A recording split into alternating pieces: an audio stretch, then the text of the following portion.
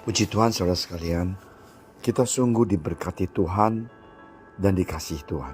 Hari ini kita semuanya masih memiliki kesempatan untuk bisa mendengarkan firman Tuhan dan juga bisa melayani Tuhan. Mari kita sama-sama berdoa. Terima kasih Tuhan Yesus atas kebaikan Engkau. Terima kasih Tuhan atas berkat Engkau. Terima kasih atas kasih sayang Engkau. Terima kasih Tuhan Yesus atas perlindungan Engkau terhadap kami semuanya. Tuhan, sebentar lagi kami akan mendengarkan firman Engkau. Kuatkanlah iman kami. Bukalah hati dan telinga kami, supaya firman Engkau ada tempat di dalam kehidupan kami. Dalam nama Engkau Tuhan Yesus, kami telah berdoa. Amin. Saudara sekalian, di Amsal 3 ayat 27-35, Alkitab mengatakan janganlah menahan kebaikan daripada orang-orang yang berhak menerimanya, padahal engkau mampu melakukannya.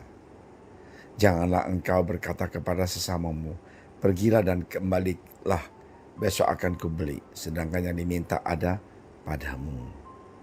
Jangan merencana kejahatan terhadap sesamamu, sedangkan tanpa curiga ia tinggal bersama-sama dengan engkau. Janganlah bertengkar tidak semena-mena dengan seseorang jikalau ia tidak berbuat jahat kepadamu. Janganlah iri hati kepada orang yang melakukan kelaliman, dan janganlah memilih satu pun dari jalannya. Karena orang yang sesat adalah kekejian bagi Tuhan, tetapi dengan orang jujur ia bergaul erat. Kutuk Tuhan ada di dalam rumah orang fasik, tetapi tempat kediaman orang benar diberkatinya. Apabila ia menghadapi pencemoohan, maka ia pun mencemoh. Tetapi orang yang rendah hati dikasihinya. Orang yang bijak akan mewarisi kehormatan, tetapi orang yang bebal akan menerima cemooh. Saudara sekalian, ayat ini begitu luar biasa, mengajar kita berbuat baik. Hidup adalah kesempatan. Marilah kita berbuat apa yang kita sanggup dan bisa di dalam kehidupan kita. Ada peribahasa, sesal dahulu pendapatan, sesal kemudian tak berguna. Dengan kata lain, artinya adalah kalau kita menunda melakukan kebaikan dan bertampak pada penderitaan orang lain, padahal sebenarnya kita mampu melakukan perbuatan baik. Ajakan untuk hidup dalam kebaikan itu disampaikan juga oleh penulis Amsal.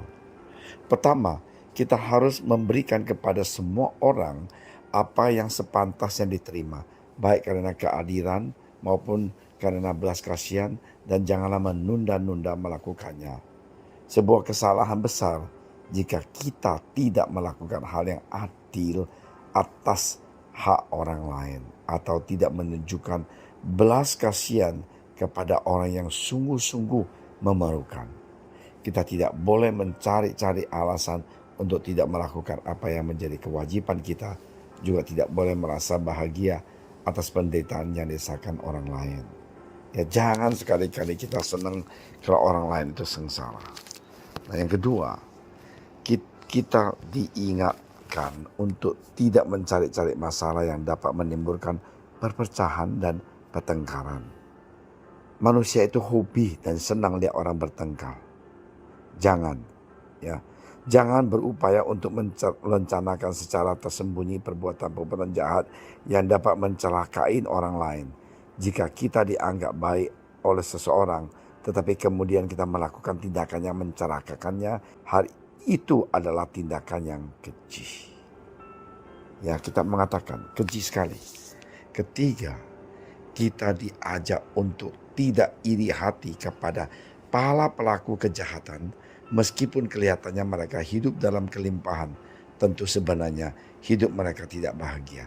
Tak ada untungnya kita meniru mereka.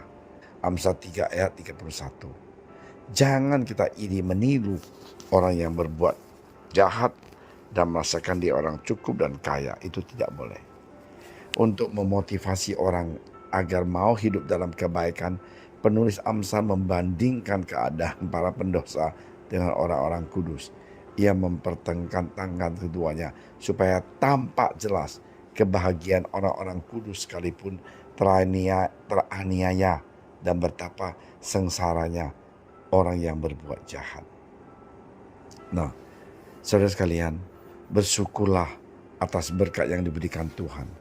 Kiranya Ia menganugerakan kemampuan agar kita dapat merencanakan dan melakukan kebaikan kepada sesama dengan berkat yang dikaruniakannya tepat pada waktunya dan tepat sasarannya. Tuhan Yesus sungguh baik. Dia mengajar kita, jangan 1, 2, 3, jangan ini, jangan itu. Semuanya adalah untuk kebaikan kita. Mari kita sama-sama berdoa. Tuhan, terima kasih atas kebaikan Engkau. Terima kasih atas firman Engkau yang begitu luar biasa. Janganlah kita iri hati. Janganlah kita bertengkar dengan tidak semena-mena. Ya kan? Janganlah kita kutuk Tuhan. Dan ini semuanya kita akan lakukan. Tuhan Yesus, terima kasih atas firman Engkau yang begitu luar biasa. Dalam nama Engkau Tuhan Yesus, kami telah berdoa. Amin.